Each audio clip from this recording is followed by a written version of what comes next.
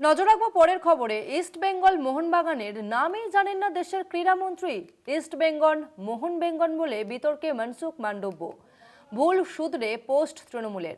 শতাব্দী প্রাচীন ক্লাবের ভুল বলা নিয়ে তুঙ্গে তরজা। ইস্ট বেঙ্গল মোহনবাগানের নামই জানেন না দেশের ক্রীড়ামন্ত্রী। ইস্ট বেঙ্গল মোহনবেঙ্গন বলে বিতর্কে মনসুখ মান্ডব্য। ভুল শুধরে পোস্ট তৃণমূলের। শতাব্দী প্রাচীন ক্লাবের ভুল বলা নিয়ে তুঙ্গে তরজা। শতাব্দী প্রাচীন ক্লাবের নাম ভুল বলা নিয়ে তুঙ্গে তরজা। आज सरकार, फुटबॉल फेडरेशन और सभी हमारी 14 क्लब, जिसमें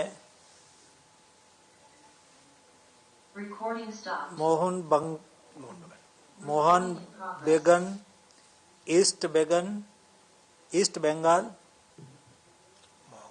Mohammedan, Inter Kashi, Mumbai, Chennai, Delhi, Bengaluru, Goa, Kerala, Punjab, North East, Jamshedpur और उड़ीसा 14 हमारे फुटबॉल क्लब के प्रतिनिधि के साथ विस्तार से मीटिंग हुई है और हम सब लोगों ने साथ में मिलकर निर्णय करा है कि आईएसएल लीग 14 फरवरी सैटरडे से स्टार्ट होगी और सभी हमारे क्लब उसमें पार्टिसिपेशन करेगी और देश में फुटबॉल प्रेमी और हमारे प्लेयर और फुटबॉल के साथ जुड़े हुए सभी के लिए खुशी का समाचार है।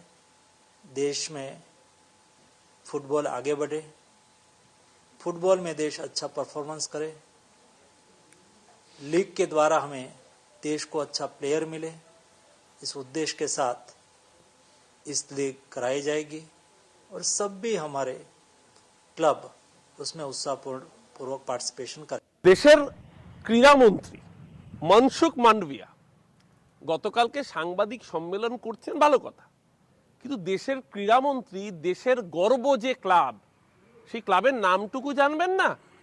আমাদের প্রাণপ্রিয় ইস্ট বেঙ্গল মোহনবাগানকে বলছেন মোহন বেগান, ইস্ট বেগান। আমাদের 14 পুরুষের কপাল ভালো যে বেগানকে ভেগান বানিয়ে দেননি। মানে ইস্ট বেঙ্গল জিতলে আমরা ইলিশ মাছ নিয়ে আনন্দ করি, মোহনবাগান জিতলে মোহনবাগান সমর্থকরা চিংড়ি মাছ নিয়ে আনন্দ করেন। দেশের ক্রীড়ামন্ত্রী তিনি দেশের গর্ব যে ক্লাব, যারা দেশকে একাধিক আন্তর্জাতিক মানের সম্মান স্বীকৃতি এনে দিয়েছেন। ইস্টবেঙ্গল আসিয়ান কাপের মতো কাপ জয় করেছে, মোহনবাগান খালি পায়ে ব্রিটিশকে হারিয়েছে, আর আপনি তাদের নামটুকু পর্যন্ত ভালোভাবে একটা সাংবাদিক সম্মেলনে উচ্চারণ করতে পারেন না। দেশের ক্রীড়া মন্ত্রকের পদ অলঙ্করণ করে বসে রয়েছেন, আর কত অপমান করবেন বাঙালিকে। অবশ্য যারা বঙ্কিমচন্দ্রকে অপমান করেন, বঙ্কিম দা বলে সম্বোধন করেন, বন্দে মাতরম বলতে গিয়ে বন্দে ভারত করে দেন, তাদের কাছে মোহনবাগানকে মোহন বেগান হবে, ইস্ট বেঙ্গলকে ইস্ট বেগান হবে, এটা খুব স্বাভাবিক।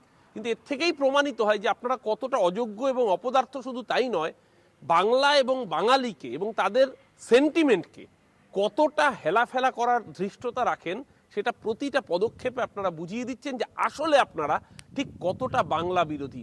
এই বাংলা বিরোধী জমিদারি বাংলার মানুষ ঘোচাবে 2026-এ। তার জন্য অপেক্ষা করুন। প্রতি স্তরে প্রতি পদক্ষেপে যারা বাংলাকে অপমান করছে, বাঙালি তাদেরকে ঘাট ধাক্কা দেবে। আমরা কথা বলবো, আমাদের সঙ্গে ফোন লাইনে রয়েছেন বিশেষ প্রতিনিধি দেবজ্যোতি ঘোষ। দেবজ্যোতি, অত্যন্ত লজ্জার বিষয় যে দেশের ক্রীড়ামন্ত্রী তিনি জনপ্রিয় 2 ক্লাবের নামই জানেন না। দেখো, গতকাল যে জটিলতা বেশ কয়েকদিন ধরে চলছিল আইএসএল হবে কিনা তা নিয়ে ঘোষণা করতে যে দেশের ক্রীড়ামন্ত্রী মনসুখ মান্ডব্য যে মন্তব্য করেছেন, তা কিন্তু ইতিমধ্যেই কটাক্ষ করছে বিভিন্ন রাজনৈতিক দল।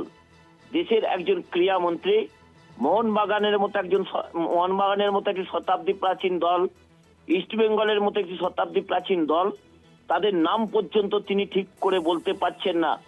মোহনবাগানকে তিনি মোহন বেগান বলছেন, ইস্ট বেঙ্গলকে তিনি ইস্ট বেগান বলছেন, তা নিয়েই কিন্তু দেশ জুড়ে তোলপাড় হচ্ছে। দেশের ক্রীড়ামন্ত্রী শতাব্দী প্রাচীন দুটি ক্লাবের নামকে যেভাবে উচ্চারণ করছেন তা নিয়ে কিন্তু বিভিন্ন মাধ্যমে যথেষ্ট কটাক্ষ উঠে আসছে। বিভিন্ন রাজনৈতিক দল দেশের ক্রীড়ামন্ত্রীর এই মন্তব্য নিয়ে তীব্র কটাক্ষ করছেন।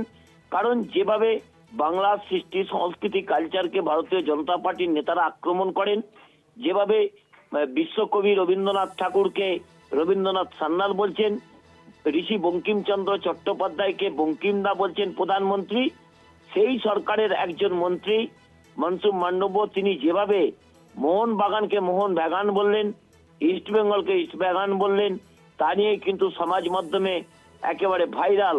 কারণ সত্যি কি বাংলার সৃষ্টি সংস্কৃতি কালচার জানেন না, নাকি তিনি এতটাই অজ্ঞতার তার অভাব রয়েছে যে তিনি মোহনবাগানের মতো ক্লাবের নাম পর্যন্ত ভুলে যাচ্ছেন, সেখানেও তিনি ভুল উচ্চারণ করছেন, নাকি এর পিছনে কোনো রাজনৈতিক অভিসন্ধি রয়েছে? তৃণমূল কংগ্রেসের পক্ষ থেকে অরূপ চক্রবর্তী বলেছেন রাজনৈতিক অভিসন্ধি।